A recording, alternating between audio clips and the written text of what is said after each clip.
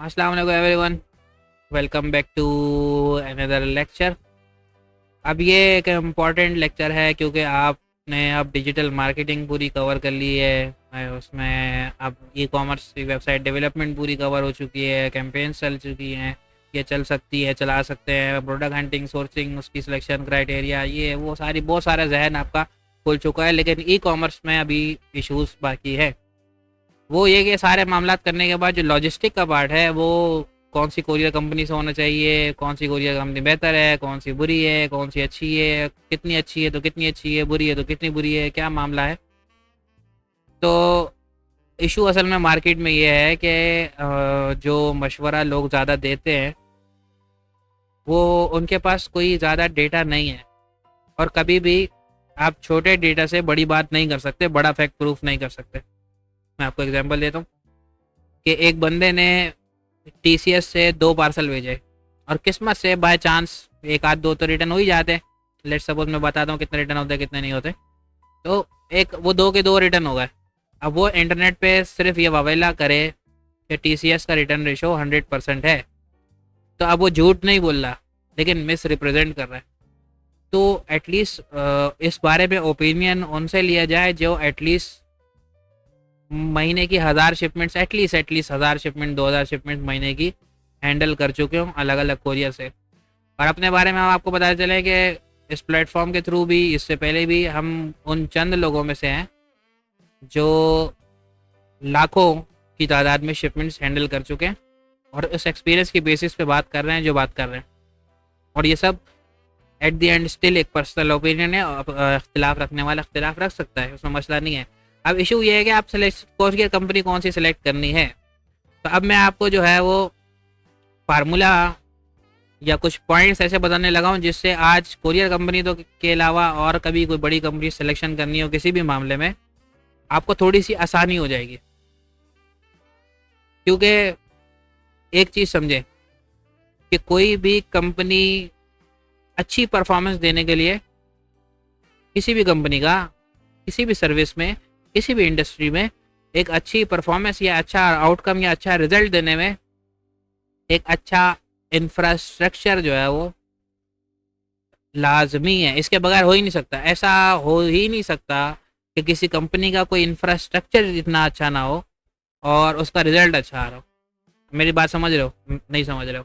मैं समझाता हूँ और थोड़ी सी डिटेल में। मेरी बात ये गौर से समझना, इससे आपका ना इतना ज़्यादा बेनिफिट हो जाएगा कि आपको अंदाज़ा नहीं होगा। कि आप अपना भी काम करोगे तो आपको अंदाज़ा होगा कि इंफ्रास्ट्रक्चर कितना ज़रूरी होता है। मैं आपको एग्जांपल देता हूँ। आपने कोरियर कंपनी शुरू की एक बंदे से, मैं एग्जांपल देने के लिए समझाने की बात कर रहा हूँ। आपके पास एक राइडर है और कराची में आप डिलीवरी कर रहे हो। तो अब काम कैसे हो रहा होगा स्टार्ट पे कि आप जो है वो उसको शॉपर में दे दोगे पार्सल और लिख के दे दोगे, मोबाइल पे व्हाट्सएप कर दोगे, ये 5 ऑर्डर है, डिलीवर कर दो। और जो डिलीवर हो जाए, जो नहीं हो वो ले आना वापसी मेरे पास। तो वो राइडर लेकर चले गया, 5 में से 4 डिलीवर किए, एक वापस आ गया कि भाई ये कस्टमर का अभी घर पे नहीं है, कल वापस जाएगा। तो ठीक है, समझ में आ रहा है, हैंडल हो रहा है। अब ये 5 पार्सल की बजाय आप कर दो 50 पार्सल। तो अब राइडर को आपने पहले दिन भेजा कि ये 50 पार्सल लेके जाओ और 50 में से वो 40 डिलीवर करके आया, 10 किसी न किसी वजह से अलग अलग वजूहत की बेसिस पे वापस ले आया। तो अब आपको परेशानी होगी कि यार ये 10 तो वापस आ गया, चलो खैर है। अगले दिन आपने 60 उसको पकड़ा दिए, 60 में से वो 45 डिलीवर किया और 15 वापस ले आया। तो आपको अब यहाँ से निकालना मुश्किल हो जाएगा कौन सा पार्सल है जो रोज़ वापस आ रहा है। ठीक है, मेरी बात समझ रहे हैं आप? थोड़ी सी मुश्किल हो गई 5 से 50 पे जाने में। 50 से 500 पे जाने में तो ये सिस्टम तो चल ही नहीं सकता। इसके लिए एक प्रॉपर मैकेनिज्म चाहिए जिसमें रोज़ाना निकलते हुए डेटा एंट्री हो और हर पार्सल की एंट्री के अंदर उसका रिकॉर्ड हो। मेरी बात समझ रहे हो? जैसे आपको कोरियर में इंफॉर्मेशन मिलती है हर ऑर्डर की, यह ऑर्डर किस तारीख को निकला और कितनी बार अटैम्प्ट हुआ और कितना रिटर्न हुआ, ताकि एक हद तक ही हो, उसके बाद उसको वहाँ से रोक के रीअटेम्प्ट ना किया जाए या जो भी किया जाए, मतलब एक सिस्टम बनना शुरू हो गया। अब ये शुरुआत है। तो एक एवरेज सिस्टम तो हर कंपनी के पास है बल्क में शिपमेंट्स हैंडल करने का। लेकिन जो चीज़ नज़र आएगी वो आपको कॉम्प्लिकेटेड इश्यूज में नज़र आएंगी। इंटरसेप्ट कराना है, गलती से आपने लाहौर भेज दिया और वहाँ से आपने किसी और सिटी कराना है, एक्सचेंज कराना है, रिवर्स पिकअप कराना है, ये कमिटमेंट्स हर कोई करेगा, हर कोरियर कंपनी आपसे कर देंगे, हम कर देंगे। लेकिन आप पकड़ोगे कहाँ पे कि आपको वो बोलेंगे ठीक है आपको जो रिवर्स पिकअप करना हो हमें ईमेल कर देना, हम ईमेल के थ्रू करवा देंगे। लेकिन क्या हुआ, ईमेल से आपको ज्ञान में आया, पहला आपने पार्सल जो राइडर को भेजा था आपने व्हाट्सएप भी कर दिया था उसको ये डिलीवर कर देना। तो ये कम्युनिकेशन जो है ना ये कोई सिस्टम नहीं है। तो जिस कंपनी में किसी भी मामले में ज़िंदगी के कोई कंपनी सेलेक्ट कर रहे हो तो वहाँ पे बड़े लेवल पे बात हो रही है ये, तो उनका सिस्टम और इंफ्रास्ट्रक्चर आपको ये गवाही देगा कि मैं कैपेबल हूँ इसका, कि रिजल्ट अच्छा आ सकता है या नहीं। अगर यहाँ पे नो हो रही है तो बाकी चीज़ें देखना ही छोड़ दो, अगर यहाँ यस है तो फिर बाकी चीज़ें बाद में और देखी जा सकती हैं। तो इंफ्रास्ट्रक्चर जो मैंने अभी तक सबसे ज़्यादा एडवांस इंफ्रास्ट्रक्चर जो देखा है इंफ्रास्ट्रक्चर, वो पर्सनली ट्रैक्स का देखा है। ठीक है, अब है उसमें जो इश्यूज है कोरियर कंपनीज के, वो हर कोरियर कंपनीज में कुछ ना कुछ होते हैं। अब उस पर भी आते हैं कि उसकी एक्सपेक्टेशन आपको जहन में कितनी होनी चाहिए। तो एक तो मैंने आपको बता दिया क्राइटेरिया सिलेक्शन का, कि आपने सिस्टम देखना है, इसका सिस्टम कितने एडवांस चीज़ें कितनी आसानी से हैंडल करने की कैपेबिलिटी रखता है, और वो थोड़े अरसे में आपको अंदाज़ा होगा। उसके बाद और इसका अंदाज़ा ऐसा होगा कि आपको एक एक चीज़ के लिए मैसेज या ईमेल नहीं करने पड़ रहे, और आपको सारी चीज़ें सिस्टमेटिकली दी जा रही हैं ताकि उसका रिकॉर्ड रखा जा सके। चाहे वो कंप्लेंट्स हो, चाहे वो आपकी शिपर एडवाइस हो, चाहे वो आपके जो है वो री अटेम्प्ट्स हों, चाहे उसके बाद पेमेंट्स के मामलात हों, सब एक दूसरे से कनेक्टेड नज़र आ रहे हों, उसका पूरा ऑडिट सिस्टम के अंदर पॉसिबल हो। तो ये तो एक मामला हो गया। कॉम्प्लिकेटेड मामला जितने भी होंगे उसमें आपको अंदाज़ा हो जाएगा किसका सिस्टम कितना एक्टिव है और किसी का पोर्टल खोखला है और किसका पोर्टल वाकई डेवलप्ड है। तो यहाँ पे तो ट्रैक्स बाजी ले जाता है, लेकिन फंसता कहाँ पे, ट्रैक्स नेटवर्क में फंसता है और स्पीड में फंसता है। अभी भी उसकी जो है वो स्पीड लेपर्ड को बीट नहीं कर पाई है। ठीक है, इसके अलावा अगर आपको स्पीड चाहिए तो फिर उसमें लेपर्ड है, लेकिन लेपर्ड का सिस्टम हालांकि 1980s 1990s से वो ऑपरेट कर रहे हैं, उसमें उस किस्म की एडवांसमेंट और उस किस्म का स्ट्रक्चर और उस किस्म का सुकून महसूस नहीं होता जो ट्रैक्स के सिस्टम में है। जो उनकी टेक टीम जितनी एडवांस है, जितने वो मामला एडवांस है, जितनी स्टेटस की स्टेबिलिटी है। मैं आपको इशूज़ एक और बता देता हूँ कि हमारे साथ हो रहा है ये काफ़ी, कि पार्सल जो है वो डिलीवर्ड मार्क हो जाते हैं लेपर्ड की तरफ से, और फिर अगले दिन वो रिटर्न मार्क हो रहे होते हैं। तो मतलब इस तरह के कॉन्फ्लिक्ट आपको हिंट दे देते हैं कि यहाँ पे सिस्टम थोड़ा सा वीक है। और ओवरऑल मैं सब में यही दो कंपनीज फिर भी रिकमेंड करता हूँ, क्योंकि इश्यूज़ हर किसी के साथ हैं। सबसे कम इश्यूज़ वाली कंपनीज आपको ट्रैक्स और लेपर्ड फ़िलहाल मार्केट में नज़र आएंगी। इसके साथ बाकी प्लेयर्स हैं, और ये वीडियो मैं जिस टाइम बना रहा हूँ मैं उस टाइम की बात कर रहा हूँ। आज से 2 साल बाद कौन ऊपर हो कौन नीचे हो वो उस टाइम दोबारा पूछ लीजिएगा अगर हम इन्वॉल्व हुए आपके साथ, नहीं तो इन फैक्टर्स पे डिसाइड कर लीजिएगा जो फैक्टर्स मैंने आपको बताया। तो मैंने आपको आप किसी की पर्सनल ओपिनियन से आज़ाद कर दिया, आप खुद काम करें, आप खुद जज करें। अब दूसरी बात यह कि अक्सर लोगों को कन्फ्यूजन है कि अब जो है वो बल्कि रिटर्न्स पे एक अलग पूरी वीडियो में जो है वो बात करेंगे, और उसमें डिटेल से बात करेंगे कि मामला है क्या और उसको कैसे रिजॉल्व किया जा सकता है। अब लॉजिस्टिक इशू से डीलिंग्स का मामला लोग पूछते हैं भाई क्या करें, उनको फ़ोन करें, उनके ऑफिस जाएं, और उनके जो है वो या उनका सेल्स पर्सन आएगा, अकाउंट कैसे खुलेगा और क्या मामलात होंगे, क्या क्या रिक्वायरमेंट्स होंगी। तो वो मैं आपको बता देता हूँ कि सबसे पहले तो आपको उनके ऑफिस जाना पड़ेगा। ठीक है, अनटिल अनलेस आप मेन मार्केट में कहीं बैठे हो और बहुत ह्यूज आपका बिजनेस हो और बहुत बड़ी नंबर ऑफ शिपमेंट्स हो, तो वो उनकी तरफ आपका कोई नुमाइंदा भेज देंगे आपको, ऐसा कोई बात नहीं है। और आप उनके ऑफिस जाएंगे तो सिंपल वो आपसे कुछ फॉर्म वगैरह फिल करवा लेंगे, आपके बिजनेस की डिटेल, पिकअप एड्रेस, पेमेंट के लिए बैंक अकाउंट की डिटेल या ब्लैंक चेक की पिक्चर, बैंक अकाउंट होना लाजमी है। ब्लैंक चेक की पिक्चर आपसे जो है वो ले ली जाएगी, और वो सारा फॉर्म सबमिट करवा के आपका जो है कोरियर का अकाउंट ओपन कर दिया जाएगा। अब उस कोरियर के अकाउंट में आप जो है वो सिंपल जैसे एक फॉर्म होता है वैसे आपको फॉर्म मिल जाएगा बुकिंग का, और उसमें बहुत सारे ऑप्शंस आपको वहाँ मिल जाएंगे। अगर मैं आपको नहीं, मैं अपना पोर्टल नहीं खोलूँगा फ़िलहाल क्योंकि बहुत सारा कॉन्फिडेंशियल डेटा है, वो हम पब्लिक नहीं कर सकते। तो उसमें आपको सिंपल बुकिंग फॉर्म मिल जाएंगे। आप वहाँ पे जैसी बुकिंग करेंगे तो आपको एक स्लिप मिल जाएगी छोटी सी, अब उस स्लिप को आप जिस पार्सल पे लगाएंगे वो पार्सल उस स्लिप के हिसाब से मूव हो जाएगा, ठीक है। और फिर आपको पूरे पोर्टल पे रिकॉर्ड मिल रहा होगा कि कितने डिलीवर्ड हो गए, कितने रिटर्न हो गए, कितनों की पेमेंट्स आ गई, कितने सेटल हो गए, कितने वो हो गए, कितने अनसेटल है, कितने इन प्रोसेस में है, क्या चल रहा है। फिर जो रिटर्न का पूरा प्रोसीजर है शिपर एडवाइस का, वो पूरा आपको अलग वीडियो में मैं आपको बताऊंगा कि वो किस तरह से चल रहा होता है। तो आपको इस तरह से वो आपका काम शुरू हो जाएगा। अब क्या कोरियर कंपनी वाले जो है वो पिकअप करने आपके घर आएंगे या आपके ऑफिस आएंगे या नहीं आएंगे, तो इसमें भी फैक्टर्स बहुत सारे हैं। अगर तो आप मार्केट में हैं, मेन सेंटर्स में है जहाँ कोरियर्स के पिकअप हो रहे होते हैं लगातार, बाज़ार के बीच में आपका प्रॉपर बिजनेस है, तो मोस्ट प्रोबेबली यस वो आपसे पिकअप करके ले जाएंगे। अब दूसरा केस ये होता है कि आप बहुत साइड पे एरिया पे हैं जहाँ जिस रूट पे पिकअप का जो है वो रूट नहीं है और वहाँ पे आपकी नंबर ऑफ शिपमेंट्स बहुत कम है, तो वहाँ से पिकअप होना बहुत मुश्किल हो जाता है। तो वो कोरियर पे डिपेंड करता है कि वो आपसे कमिटमेंट करेगा या नहीं करेगा पिकअप की, तो वो पिकअप होगा या नहीं होगा डिपेंडिंग ऑन दिस फैक्टर्स। इसके बाद दूसरा ये कि कॉस्टिंग्स क्या आएंगी आपको। कॉस्टिंग्स जो है वो भी डिपेंड करता है, आपकी नंबर ऑफ शिपमेंट ज़्यादा होंगी तो वो आपको डिस्काउंट्स देंगे, नहीं होंगी तो आपको जो है वो थोड़ी सी शिपमेंट्स महंगी पड़ेंगी। अब ओवरऑल आपको सेम सिटी सस्ता पड़ेगा, अदर सिटीज़ उससे महंगा पड़ेगा, और फिर रिमोट एरिया सबसे महंगे पड़ेंगे।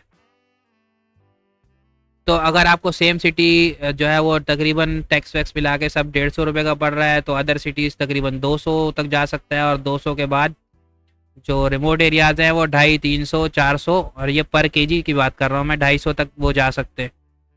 सही है, 150 से नीचे भी हो सकता है अगर आपका रेट हो, लेकिन लेकिन लेकिन ये कॉस्टिंग को आप फाइनल नहीं लीजिएगा, क्योंकि ये कॉस्टिंग्स इसके बाद आपको जो ओवरऑल कॉस्टिंग्स और पड़ेंगी वो सारी आपको बाद में अंदाज़ा होगा जब आपका बिजनेस बढ़ेगा और आपके पास कैपिटल का मसला आ रहा होगा, क्योंकि टैक्सेस अटकेंगे, इन्वेस्टमेंट्स अटकेंगी और टैक्सेस फंसेंगे। मतलब टैक्स शायद उसमें वो आपको नहीं बताएं कैलकुलेट करते हुए जब आपको वो रेट कोट कर रहे हो। फिर ओवरऑल फ्यूल सरचार्ज अलग लग रहा होगा, आपको भी रिप्लेसमेंट का पार्सल भेज रहे होंगे, उसका खर्चा अलग हो रहा होगा। फिर आपका जो बाकी खर्चे हैं वो बहुत सारे वो हो रहे होंगे, लेकिन बहुत बहुत बहुत नीचे कोई आया ना आपको ओवरऑल पूरे पाकिस्तान में आप लगातार आप काम कर रहे हैं, तो आपको 160, 180 बहुत नीचे खींच के बता रहा हूँ, बहुत बड़ी क्वांटिटी में बता रहा हूँ, एवरेज पड़ेगा। वरना अदरवाइज एवरेज आप अपने जहन में लगा लो, average parcel of number of shipment number costing आपको 200 से ऊपर ही ऊपर पड़ेंगी। और जो जिनको लग रहा है कि वो कोरियर वाले उनसे कमिटमेंट कर रहे हैं कि भाई मैं आपको 100 रुपये की दे दूंगा, 150 रुपये की दे दूंगा, तो वो काम करके देख के महीने के एंड में ऑडिट कर लें, सारे टैक्सेस मिला लें, फ्यूल सरचार्ज मिला लें, फिर सारे खर्चे तो नहीं मिलाएं, जो उसके बिल हैं वो सारे मिला लें, तो एवरेज आपका ऊपर निकल जाएगा अगर आप सारी सिटीज़ में शिपमेंट्स कर रहे हैं और फिर आप अलग अलग साइज़ के पार्सल भेज रहे हैं। तो ये चीज़ें जहन में रखनी है। तो एवरेज 200-250 आप अपने जहन में एक शिपमेंट का चार्जेस चाहे डिलीवर्ड हो या रिटर्न हो एवरेज लेके चलो, तो आपका जो एक्सपेंस का ऑब्जर्वेशन या आपकी जो वो है सपोजिशंस वो थोड़ी सी बैलेंस और मेंटेन रहेंगी। तो उसके बाद आप तीसरा चौथा सबसे बड़ा पॉइंट है कि फाइनेंस पे आपने हमेशा प्रॉपर ऑडिट रखना है। ये मेरी बात गौर से याद रखिएगा। बहुत सारे लोग काम करते हैं, कोरियर को पार्सल दे देते हैं, बाद में उनको नहीं समझ में आ रहा होता कि कितनी शिपमेंट्स हमने उनसे लेनी है, रिटर्न्स में कितनी शिपमेंट्स हमने उन्हें दे दी हैं, कितना एसेट हमारा रास्ते में है, किस तरह से वो चार्जेस काट रहे हैं, किस तरह से वो एडिशनल चार्जेस काट रहे हैं, किस तरह से वो फ्यूल सरचार्ज काट रहे हैं, किस तरह से वो फलाना OSA चार्जेस, फलाना ये चार्जेस, फलाना वो चार्जेस काटे जा रहे हैं। वो सब वो आपको शायद ऑनबोर्ड करते हुए इतना डिटेल ना बताएं जितना वो बाद में काट के ले जाएं। तो घबराना नहीं है, बस आपको अगर नॉर्मल साइज शिपमेंट्स हैं आपकी 1 kg के अंदर अंदर, आधा किलो 1 किलो के अंदर अंदर, तो आप जो है वो एवरेज लेके चलें 180 से ऊपर ऊपर ही क्या आपका लगेगा ऑन एवरेज पूरे पाकिस्तान का। उसके बाद अगर जो है वो आपकी डायमेंशन अलग हैं, मामला अलग हैं, तो पहले कुछ अर्सा काम करके कॉस्टिंग का अंदाज़ा कर लें, देन काम को बढ़ाएं। बगैर कॉस्टिंग का अंदाज़ा किए काम को स्केल अप ना करें। और अपना पूरा ऑडिट प्रॉपर रखें, क्योंकि बहुत सारी इन्वाइसेस हो सकता है गलती से, जानबूझ के नहीं करता कोई, मुझे 100% श्योर है। मे भी कभी कभार एक आध इन्वाइस ऐसी हो जो उन्होंने बनाई हो और आपको भेजी ना हो। मे भी एक आध ऑर्डर ऐसा हो जो डिलीवर हो गया और वो कभी इन्वाइस ही ना बनाई हो उसकी। तो इसका प्रॉपर मैकेनिज्म आप अपने जहन में, इतना आपको एडवांस होना चाहिए कि आप एक्सेल में ये सारा डेटा एक्सपोर्ट करके उनका पूरा ऑडिट कर सकें, कितनी इन्वाइस की पेमेंट्स आ चुकी हैं, कितनी आनी है और कितनी रह चुकी हैं, वो सारा बैलेंस आपने मेंटेन करके रखना है। तो उम्मीद है बहुत ज़्यादा चीज़ें मैं क्लियर कर चुका हूँ, क्लियर फॉरवर्ड बता चुका हूँ। तो चैलेंजेस हैं, इन चैलेंजेस से घबराना नहीं है, इसको अचीव करना है। मुख्तलिफ कोरियर कंपनीज़ के ऑप्शन है। और एक जाते जाते एक बात मैं यहाँ पे भी बताता जाऊँ, और एक बात मैं यही बात मैं रिपीट करूँगा अगली किसी वीडियो में ई कॉमर्स के कोरियर से रिलेटेड ही, वो ये कि फिगर्स क्या एक्सेप्ट करने हैं, एक्सेप्ट मतलब एक्सपेक्ट करने हैं। वो ये कि आपका जो मसले हैं ना, इंफ्रास्ट्रक्चर के इश्यूज़ हैं, उसके सब मिला के एवरेज जो बनेगा ना इश्यूज़ का रिटर्न्स 10 से 20%, तो मैं एवरेज 15% लिख रहा हूँ यहाँ पे। 10 से 20% पार्सल जो रिटर्न होंगे वो कोरियर कंपनीज के ब्लेंडर्स की वजह से हो सकते हैं, वो इंफ्रास्ट्रक्चर के ब्लेंडर्स की वजह से हो सकते हैं, वो पाकिस्तान के जो भी मामलात हैं इंडस्ट्री के इसके, वो उसके मामलात की वजह से हो सकते हैं जो आपके कंट्रोल में नहीं है, आपके कंट्रोल से बाहर है। तो ये सारा खर्चा भी आपने जो है वो अपने बिजनेस का, जो आपका फाइनेंस मॉडलिंग जो आपने जो भी की है जिस तरीके से, उसमें एडजस्ट करके चलना है। 100% की उम्मीद लगा के नहीं चलना, ये बात याद रखना, तो वरना आप टेंशन में आ जाओगे। ठीक है, अब होगा क्या कि अगर तो आपका रिटर्न 40% और 50% आ रहा है, तो अब ये बाकी का जो 15% से ऊपर जा रहा है, मतलब 20-30% एक्स्ट्रा और रिटर्न आ रहा है जो आपकी एक्सपेक्टेशन में नहीं था, तो ये कोरियर पे आप ब्लेम नहीं करो, इसमें कोरियर की गलती नहीं होगी। ये मैं लाखों की शिपमेंट हैंडल करके बता रहा हूँ, मैं आपको इस बात पे यकीन करना पड़ेगा। अक्सर लोगों को मैंने देखा है कि उनके 50% पार्सल रिटर्न आ रहे हैं और सारा का सारा ब्लेम डालते हैं कि कोरियर कंपनी बेकार है। अगर तो आप प्रॉपर अच्छी बड़ी कंपनी से काम कर रहे हो, फ़र्क पता है कितना आएगा? फ़र्क इतना आएगा कि आप फॉर एग्जाम्पल TCS से जो है वो लेपर्ड पे चले आते हो, तो हो सकता है 15 से मैक्सिमम खींच तान के 20-22% हो जाए प्रॉपर। अगर किसी थर्ड पार्टी के थ्रू नहीं बात कर रहा हूँ मैं, डायरेक्ट TCS को दे रहा हूँ, वरना बीच में बहुत सारी थर्ड पार्टी कंपनीज है जो आपसे लेके TCS को देंगी, बकेट शॉप जिन्हें कहते हैं। उनसे मैं बिल्कुल भी काम करना किसी को रिकमेंड नहीं करता हूँ, खुद ही काम करें, डायरेक्ट करें। और जो उसके बाद जो है 15 से 20% पे चला जाएगा। लेकिन आप ये नहीं कह सकते मेरे 50 के 50% जो पार्सल रिटर्न हुआ है ये से कोरियर कंपनी बेकार है या पाकिस्तान में रिटर्न का इशूज़ हैं। पाकिस्तान में रिटर्न के इश्यूज़ हैं, बिल्कुल कोरियर कंपनीज के इश्यूज़ हैं, सब कुछ हैं, लेकिन सब मिला के जो बनेगी कहानी वो 15% 20% से ऊपर नहीं जानी चाहिए। आइडियली मैंने पर्सनली भी देखे हैं और मैंने ऑब्ज़र्व भी किए हैं, और मैंने जो है वो बहुत सारी चीज़ें देखी हैं कि यही कोरियर कंपनीज में एक बंदे का 50% रिटर्न होता है और एक बंदे का 10% तक मैंने देखा है, 9-8% भी देखा है।